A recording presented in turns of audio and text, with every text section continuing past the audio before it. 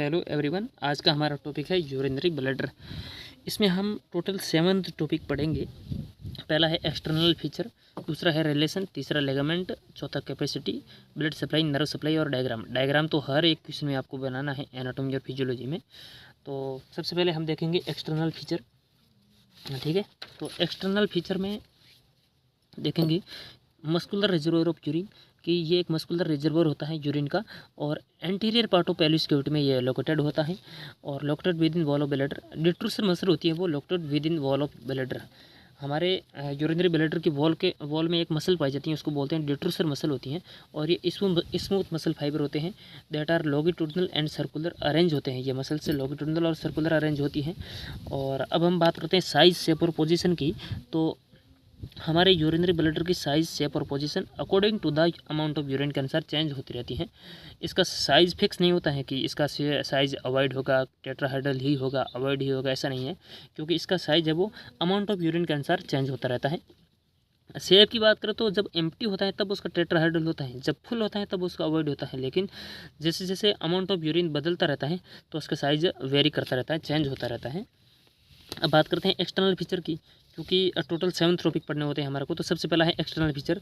जब empty bladder होता है तो उसमें अपेक्स, बेस, नेक, 3 सरफेस, 4 बॉर्डर होते हैं। तो अपेक्स, बेस, नेक, सरफेस और बॉर्डर कहाँ होते हैं वो हम डायग्राम में देखेंगे तब पता लगेगा कि यह क्या होते हैं। अब देखते हैं यह बड़ा डायग्राम हम लोग। इस डायग्राम में आप देखेंगे कि ये यूरिनरी ब्लैडर का फ्रंट पोर्शन इधर है और ये बड़ा बैक पोर्शन है, पीछे वाला पोर्शन ये है और ये आगे की तरफ है। तो ये डायग्राम आपको याद करना ज़रूरी है, क्योंकि हर एक एग्ज़ाम में आपको यही डायग्राम बनाना होता है। तो आगे वाला पोर्शन का जो ऊपरी हिस्सा है, जहाँ से एक लिगामेंट अटैच है या आर्टिकुलेट है, ये है median umbilical ligament. Median umbilical ligament है वो अपेक्स से जुड़ा है। और ये पीछे वाला पोर्शन है बेस, इसको बेस बोलते हैं, और ये अपेक्स है, और ये एंटीरियर बॉर्डर है, और ये लेटरल बॉर्डर है, और ये लेटरल बॉर्डर है, ये भी लेटरल बॉर्डर है, ये एंटीरियर बॉर्डर है, और ये पोस्टीरियर बॉर्डर है क्योंकि पीछे की तरफ। तो टोटल 4 बॉर्डर हो गए, जिसमें 2 लेटरल बॉर्डर हैं और एक पोस्टीरियर बॉर्डर है और एक एंटीरियर बॉर्डर है। तो टोटल 4 बॉर्डर हो गए, एक अपेक्स हो गए, पीछे की तरफ बेस हो गए, 2 यूरेटर इसमें ओपन होती हैं, 2 यूरेटर होती है, ये तो आपको पता ही है, और एक आगे की तरफ अपेक्स से लिगामेंट जुड़ता है, मीडियन अम्बिलिकल लिगामेंट। ठीक है, और ये नीचे की तरफ नेक है। नेक वहाँ है जहाँ पर प्रोस्टेट ग्लैंड स्टार्ट होती है, नेक। और ये मोस्ट फिक्स्ड पार्ट होता है यूरिनरी ब्लैडर का। बाकी वाला कोई फिक्स पार्ट नहीं होता, क्योंकि उनका पोजीशन चेंज होता रहता है, उनका साइज है, पोजीशन है, शेप है, सब कुछ चेंज होता रहता है। लेकिन नेक मोस्ट फिक्स्ड पार्ट होता है हमारे यूरिनरी ब्लैडर का। क्यों होता है वो मैं आगे बताऊंगा आपको।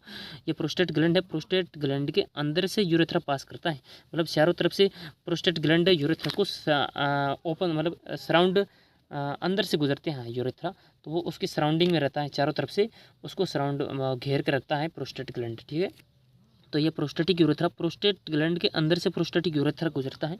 प्रोस्टेटिक यूरेथ्रा उसको इसलिए बोला जाता है क्योंकि प्रोस्टेट ग्लैंड के अंदर से गुजरता है। ठीक है, ये तो हो गया हमारा 3D स्ट्रक्चर है। इसको हम नीचे से देखते हैं तो वो ऐसे दिखता है हमारे को, जिसमें ये यूरेथ्रा है और ये नेक है और ये एंटीरियर बॉर्डर है और ये अपेक्स है और ये पीछे की तरफ बेस है, आगे की तरफ अपेक्स। अपेक्स फ्रंट में होता है तो आगे की तरफ अपेक्स है, पीछे बैक में बेस होता है।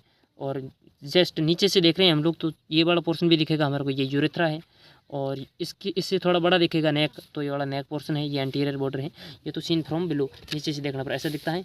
और ये अपेक्स है, ये बेस है, ये 2 लेटरल बॉर्डर है, एक पोस्टीरियर बॉर्डर, एक एंटीरियर बॉर्डर, ये बेस है, अपेक्स है, मीडियन अम्बिलिकल लिगामेंट है, तो 2 यूरेटर हैं। ये बड़ा डायग्राम हमने देखा। तो हम देख रहे थे external feature of urinary bladder.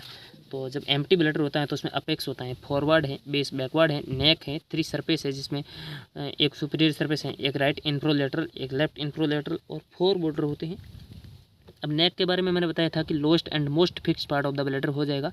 और बॉर्डर टोटल 4 बॉर्डर थे, जिसमें 2 लेटरल थे, एक एंटीरियर और एक पोस्टीरियर।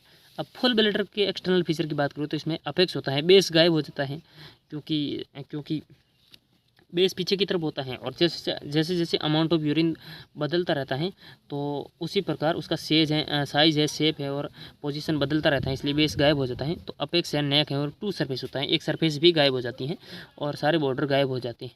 अब रिलेशन की बात करें तो एक्सटर्नल फीचर हमने देख लिया। एक्सटर्नल फीचर के बाद में आता है रिलेशन। अब रिलेशन है, रिलेशन का मतलब है कि उसके अराउंड और कौन सी स्ट्रक्चर पाई जाती हैं। जैसे अपेक्स हैं तो अपेक्स के आसपास मीडियन अम्बिलिकल लिगामेंट है जो अपेक्स से ही जुड़ा होता है। और बेस की बात कर रहे हैं हम लोग, बेस का रिलेशन क्या होता है, बेस पीछे की तरफ होता है ये वाला पोर्शन बेस है, तो बेस के जस्ट पीछे क्या पाया जाता है उस वो रिलेशन में आ जाएंगे। जस्ट फीमेल में बात करें तो फीमेल में बेस के जस्ट पीछे होता है यूट्राइन, सर्विक्स और वेजाइना। इसको आप ऐसे भी समझ सकते हैं कि फीमेल में यूरेथ्रा आगे की तरफ होता है और उसके पीछे वेजाइना होता है, या इसको ऐसे समझ सकते हैं कि सर्विक्स ऊपर होता है और वेजाइना नीचे की तरफ होता है, वैसे भी समझ सकते हैं। और ये लिखा हुआ है इस प्रकार भी, ऐसे भी आप समझ सकते हैं कि यूट्राइन, सर्विक्स और वेजाइना इसका रिलेशन है। और मेल में upper part of the base separated from the rectum by the rectovesical pouch. मतलब ये कहना चाह रहा है कि मेल में रेक्टम है वो बेस के ऊपरी पार्ट से रेक्टोवेसिकल पाउच से सेपरेटेड होता है, या इसको ऐसे भी समझ सकते हैं कि रेक्टम और बेस के ऊपरी पार्ट वाले बेस और रेक्टम के बीच में रेक्टोवेसिकल पाउच पाया जाता है। इसलिए तो ऐसा बोला जाता है कि रेक्टोवेसिकल पाउच है वो रेक्टम को बेस से सेपरेट करता है। ये तो अपर पार्ट की बात होगी। लोअर पार्ट होता है वो सेमिनल वेसिकुलर वास डिफरेंस के अटैच में रहता है या उससे रिलेटेड होता है। ये तो हो गई बेस की बात, अपेक्स हो गया, बेस हो गया। अब बात करते हैं नेक पोर्शन की। तो नेक भी किसी न किसी से रिलेटेड होगा। ये रहा नेक पार्ट। अब नेक होता है, ये लाइन तो हर बार आपको याद रखनी है कि लोएस्ट होता है और मोस्ट फिक्स पार्ट होता है। ये ब्लैडर का मोस्ट फिक्स पार्ट है नेक। और फीमेल में जो नेक है वो related to pelvis fascia. Pelvis fascia क्या होती हैं?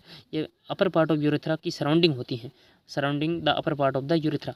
अब सुपीरियर सरफेस की बात करें कि नेक हमने पढ़ा, रिलेशन पढ़ रहे हैं, तो सबसे पहले हमने देखा रिलेशन में कि अपेक्स का रिलेशन क्या है, बेस का रिलेशन क्या है, नेक का रिलेशन क्या है। अब देखेंगे सुपीरियर सरफेस का रिलेशन क्या है। सुपीरियर सरफेस में मेल और फीमेल का अलग अलग रिलेशन होता है। मेल में बात करें तो completely covered by peritoneum contact with sigmoid colon, कि मेल में जो सुपीरियर सरफेस है वो सारी की सारी पेरिटोनियम से ढकी होती हैं और सिग्मोइड कोलन से भी कॉन्टैक्ट में रहती हैं। और फीमेल में भी पेरिटोनियम से कवर रहती हैं, greater part except small area near posterior border. Posterior border के नियर कुछ एरिया को छोड़ दिया जाए तो ये भी पूरा का पूरा पेरिटोनियम से ढका होता है सुपीरियर सरफेस फीमेल में भी। अब इंफ्रालेटरल सरफेस का रिलेशन भी आप देख सकते हैं। अब मैंने कहा कि हम लोग टोटल 7 टॉपिक पढ़ेंगे। पहला है एक्सटर्नल फीचर, और दूसरा है रिलेशन, और तीसरा है लिगामेंट। लिगामेंट वेरी इंपॉर्टेंट, सबसे इंपॉर्टेंट टॉपिक की बात की जाए तो वो है यूरिनरी ब्लैडर के अंदर लिगामेंट, क्योंकि कभी कभार इससे ही क्वेश्चन पूछ लिया जाता है 5 नंबर का। तो सबसे पहले हम इसमें देखेंगे लिगामेंटम की लिगामेंट के कितने टाइप हैं। तो वो 2 प्रकार के होते हैं। हमारे यूरिनरी ब्लैडर के अंदर 2 प्रकार के लिगामेंट होते हैं, जो है ट्रू लिगामेंट और फेल्स लिगामेंट। दूसरे हैं कि इन लिगामेंट का निर्माण कैसे होता है, कि ट्रू लिगामेंट किससे बनते हैं और फेल्स लिगामेंट किससे बनते हैं। और तीसरा क्वेश्चन लिगामेंट में बनता है कि ये लिगामेंट कहाँ पाए जाते हैं, ट्रू लिगामेंट कहाँ पाए जाते हैं, फेल्स लिगामेंट कहाँ पाए जाते हैं। चौथा है ट्रू लिगामेंट कौन से हैं और फॉल्स लिगामेंट कौन से हैं। सबसे पहले देखते हैं ट्रू लिगामेंट किससे बनते हैं। तो ट्रू लिगामेंट है condensation of pelvis fascia. Pelvis fascia के कंडेंसेशन से बनते हैं। ठीक है, बन तो कंडेंसेशन पेल्विस फेसिया के कंडेंसेशन से बन जाते हैं। और चौथा है ये बनते होते कहाँ हैं। ट्रू लिगामेंट नेक और बेस के अराउंड होते हैं। ठीक है, condensation of pelvis fascia around the neck and base of bladder, की पेल्विस फेसिया के कंडेंसेशन से बनते हैं और नेक और बेस के अराउंड होते हैं। और लेटरल लिगामेंट कौन से होते हैं, ये ट्रू लिगामेंट कौन से होते हैं। सबसे पहले lateral true ligament, lateral puboprostatic ligament, medial puboprostatic ligament, median umbilical ligament, posterior ligament. ये तो हो गया ट्रू लिगामेंट। अब देखते हैं फेल्स लिगामेंट की बात करें तो ये बनते हैं दीज आर पेरिटोनियल फोल्ड। ये सारे के सारे पेरिटोनियल फोल्ड होते हैं। और कौन से होते हैं, median umbilical fold, medial umbilical fold, lateral fails ligament और पोस्टीरियर फेल्स लिगामेंट। अब लिगामेंट की बात हो गई कि ये 2 प्रकार के होते हैं, ट्रू और फेल्स। और ये ट्रू लिगामेंट है वो condensation of pelvis fascia around the neck and base के, मतलब नेक और बेस के अराउंड पाए जाते हैं और कंडेंसेशन ऑफ पेल्विस फेसिया से बनते हैं। अब देखते हैं हम लोग चौथा topic, capacity of bladder. Urinary bladder की कैपेसिटी क्या है, कितनी होती है, कि कितना यूरिन स्टोर कर सकता है हमारा यूरिनरी ब्लैडर। तो हमारे यूरिनरी ब्लैडर की जो कैपेसिटी है वो वेरी करती है, कोई फिक्स कैपेसिटी नहीं होती है। इसकी कैपेसिटी 200 से 800 ml तक हो सकती है, 800 ml। ठीक है, इसकी main capacity in adult mail 220 ml होती है। लेकिन कैपेसिटी ऑफ यूरिनरी ब्लैडर यदि क्वेश्चन में पूछा जाता है तो आपको 300 ml इसका आंसर देना होता है। Capacity of urinary bladder in adult 300 ml। लेकिन ऐसा नहीं है कि इसकी कैपेसिटी है वो वेरी करती है 200 से 800 ml के बीच में। अब हम आर्टरियल सप्लाई की बात करेंगे कि यूरिनरी ब्लैडर को सप्लाई कौन सी आर्टरी करती हैं। तो मेन सप्लाई होती है वो superior vesicle arteries and inferior vesicle artery होती हैं। एडिशनल सप्लाई भी होती हैं, वो ऑब्टुरेटर आर्टरी है, इन्फीरियर ग्लूटिल आर्टरीज हैं। अब हम बात करेंगे वेनस ड्रेनेज की, कि इम्प्योर ब्लड को कौन सी वेन ड्रेन करती है या वापस लेती है। तो वो है internal iliac when. Venous drainage में आप याद रखेंगे इंटरनल इलियक वेन। और नेक्स्ट टॉपिक है हमारा नर्व सप्लाई। नर्व सप्लाई में हमें मेन याद रखना होता है पैरासिम्पैथेटिक एफेरेंट फाइबर और सिम्पैथेटिक एफेरेंट फाइबर। ये दोनों ऑटोनोमिक नर्व सिस्टम का पार्ट हैं। कौन? पैरासिम्पैथेटिक एफेरेंट फाइबर और sympathetic efferent fibre autonomic nerve system का पार्ट है, इसलिए ये इनवॉलंटरी होंगे। इनवॉलंटरी होंगे मतलब इस पर हमारा कंट्रोल नहीं है। तो जो पैरासिम्पैथेटिक एफेरेंट फाइबर है वो मोटर टू डिट्रोसर मसल, ये मोटर सप्लाई भेजते हैं डिट्रोसर मसल को, जो कि हमारे यूरिनरी ब्लैडर की वॉल में पाई जाती हैं। डिट्रोसर मसल जो हमारे यूरिनरी ब्लैडर की वॉल में पाई जाती हैं उसको ये मोटर सप्लाई भेजता है parasympathetic efferent fibre. Motor supply का मतलब ये हुआ कि जैसे यूरिनरी ब्लैडर को जो कि फुल भर गया है, तो अब हमारा पैरासिम्पैथेटिक एफेरेंट फाइबर उसको कॉन्ट्रैक्शन करवाएंगे। अब जैसे ही कॉन्ट्रैक्शन करवाएंगे, जैसे ही हमारा यूरिनरी ब्लड पूरा खाली हो जाएगा तो उसको वापस नॉर्मल कंडीशन में भी आना होगा, तो हमारा सिम्पैथेटिक एफेरेंट फाइबर है उसको इनहिबिट कर देगा। Inhibitory to detrusor muscle inhibit कर देगा, मतलब कॉन्ट्रैक्शन से रिलैक्सन करवा देगा उसको, तो उसको बोलते हैं इनहिबिटरी टू डिट्रोसर मसल। तो ये एक दूसरे के अपोजिट है कि ये कॉन्ट्रैक्शन करवाएगा तो ये उसमें इनहिबिट करवा देगा कॉन्ट्रैक्शन को, तो मतलब रिलैक्सेशन हो जाएगा, रिलैक्सन हो जाएगा। और तीसरा है सोमेटिक पोडेंडल नर्व है, सेंसरी नर्व है, ये पेन सेंसेशन कैरी करते हैं, सेंसरी नर्व है। अब interior of the bladder examined by the cystoscope. Cystoscope इसको बोला जाता है कि यूरिनरी ब्लैडर के इंटीरियर हम स्टडी करते हैं, उसको बोलते हैं सिस्टोस्कोप। ठीक है, ये तो पूरा यूरिनरी ब्लैडर हो गया। तो इसमें आपको डायग्राम देखना वेरी कंपलसरी है, डायग्राम, क्योंकि डायग्राम के बिना आपको एग्जामिनर मार्क्स नहीं देगा। तो डायग्राम में दोबारा देखते हैं आप लोग कि यूरिनरी ब्लैडर के अंदर दो यूरेटर ओपन होती हैं। तो ये इसकी लेटरल सरफेस है, ये भी लेटरल बॉर्डर है, ये भी लेटरल बॉर्डर है, ये पोस्टीरियर बॉर्डर है, ये एंटीरियर बॉर्डर है। टोटल 4 बॉर्डर होते हैं, 3 सरफेस होती है, जिसमें एक सुपीरियर होती है, एक राइट इन्फ्रोलेटरल, एक लेफ्ट इन्फ्रोलेटरल होती है। आगे की तरफ अफिक्स होता है, बेस पीछे की तरफ होता है। ये मीडियन अम्बिलिकल लिगामेंट है जो कि ट्रू लिगामेंट होता है। ये नेक है, मोस्ट फिक्स पार्ट होता है और लोएस्ट पार्ट होता है। और ये इंटरनल यूरेथ्रल ओरिफिस होता है, ये एक्सटर्नल यूरेथ्रल ओरिफिस होता है। और ये प्रोस्टेटिक यूरेथ्रा होता है जो प्रोस्टेट ग्लैंड के अंदर से गुजरता है, इसलिए इसका नाम प्रोस्टेटिक यूरेथ्रा है। ये तो हमारा डायग्राम वैसे हो गया, और नीचे से देखने पर ये डायग्राम ऐसे दिखता है। और अब हमने बताया था कि ट्राइगोन क्या होता है, ट्राइगोन को थोड़ा सा देख लेते हैं दोबारा। ये हमारी किडनी है, ये राइट किडनी है, ये लेफ्ट किडनी है। राइट किडनी से ये राइट यूरेटर आती है, ये लेफ्ट यूरेटर आती है, जो यूरिनरी ब्लैडर में ओपन हो जाती हैं। ये यहाँ पर ओपन होती हैं और इधर वाली इधर ओपन होती हैं। तो ये एक लाइन पर मतलब समान पोजीशन यानी लेंथ, ये हाइट, समान हाइट पर ये ओपन होती हैं।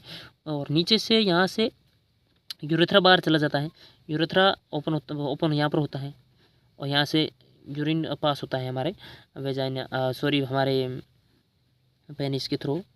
ठीक है, तो यहाँ पर एक ट्राइगोन बनता है, ट्राई एंगल बन जाता है। ठीक है, 2 ऊपर की तरफ और पीस है, एक नीचे की तरफ और पीस है, और यहाँ पर ट्राइगोन बनता है, इसी को ट्राइंगल बोलते हैं, ट्राइगोन बोलते हैं। तो इसका भी याद रख सकते हैं आप लोग। Thank you for watching.